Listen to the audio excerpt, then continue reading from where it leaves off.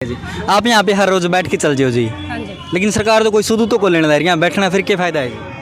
हमें लगता है कि हमें फ़ायदा होगा, ये सरकार तो कुछ नहीं मानती। जब सरकार खट्टर सरकार जब हिसार में जब प्रोग्राम हुआ था तो महिला ने कहा था कि हमारी कोई फैक्ट्री लगा दो, हमारे बच्चों को और हमारी महिलाओं को रोज़गार मिल जाए। तो मुख्यमंत्री ऐसे बोलता है कि आपको ये मिशन चंद्रयान तो चला गया, आगे 4 मिशनयान जाएगा तो उसमें आपको बिठा देंगे। ऐसी तो उस मुख्यमंत्री की नॉलेज है बोलने वाले की। हम दिन रात महिलाएं काम करती है, हम हमारे बच्चों को हमने घर के सदस्यों को छोड़कर रात को हम डिलीवरी लेके जाते हैं, वो इनको नहीं दिखती। अब हम 1 महीने से अब हड़ताल पे हैं, जगह जगह होम डिलीवरी हो रही है, अब उन सरकार को नज़र नहीं आ रही। जब हम ड्यूटी पे होते हैं तब कहते हैं आशा वर्कर का सारा रोल आशा वर्कर का है, जो प्राइवेट डिलीवरी होगी तो आशा वर्कर ने करवाई है, होम डिलीवरी होगी तो आशा वर्कर ने करवाई है। अब उनको पूछने वाला हो शहर के बच्चों को कि अब होम डिलीवरी जगह जगह होने लग रही है, वो किसने करवाई है और क्यों हो रही है, अब वो आवाज़ क्यों नहीं उठाते। छोटे बच्चों की शिशु की मृत्यु हो रही है, मदर की डेथ हो रही है, वो अब क्यों नहीं आवाज़ उठा रहे। उनको ये पता क्यों नहीं चल रहा कि ये बेटियां जितना काम करती है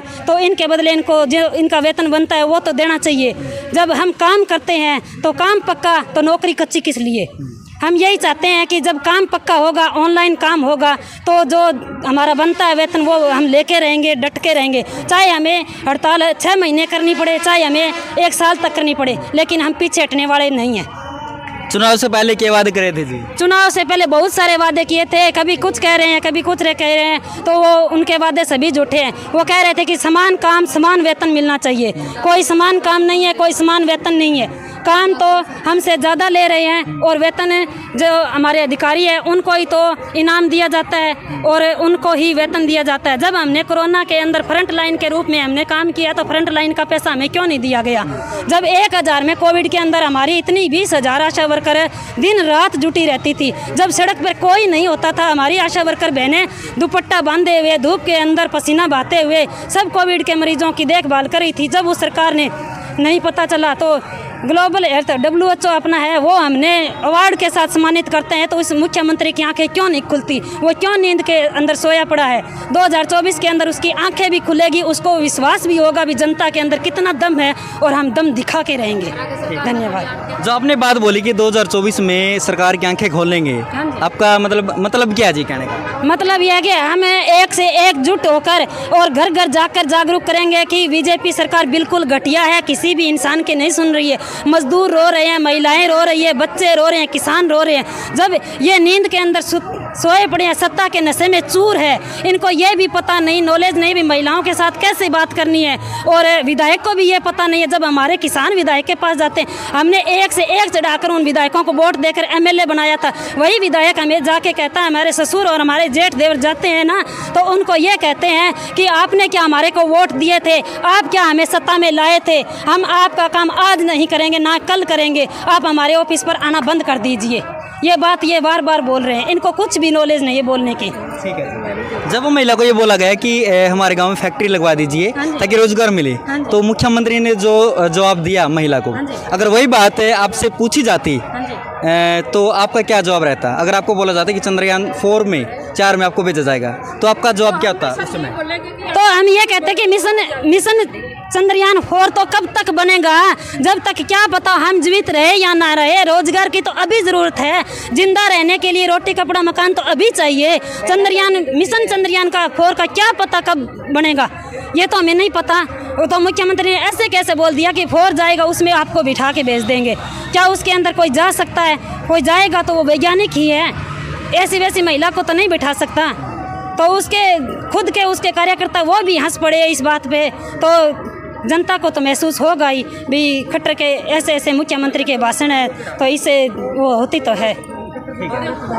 नमस्कार। खट्टर सरकार ਨੂੰ ਚੜਾ ਦੇਾਂਗੇ ਚੰਦਰਯਾਨ ਤੇ।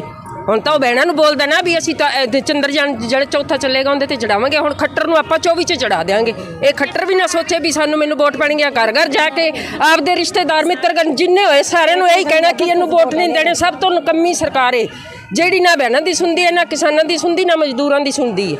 ਇਹ ਨਾ ਸੋਚੇ ਵੀ ਅਸੀਂ ਮੈਨੂੰ ਅੱਗੇ ਤਰ੍ਹਾਂ ਵੋਟ ਮਿਲ ਜਾਣਗੇ, ਮੈਂ ਘਪਲੇਬਾਜ਼ੀ ਨਾਲ ਜਿੱਤ ਜਾਂਗਾ। ਇਹ ਤਾਂ ਕਦੀ ਵੀ ਨਹੀਂ ਹੋਵੇਗਾ। 2024 ਆਉਣ ਵਾਲਾ ਹੈ, ਫਿਰ ਪਤਾ ਲੱਗ ਜਾਏਗਾ ਵੀ ਤੂੰ ਚੰਦਰਯਾਨ ਤੇ ਚੜ੍ਹਨਾ ਕਿ ਅਸੀਂ ਚੜ੍ਹਨੇ।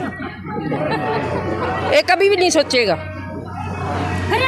तो जी माननीय मुख्यमंत्री जी जगह जगह पे जनसंवाद करने लग रहे हैं जी, तो आशा वर्कर के साथ में बातचीत क्यों नहीं करते जी?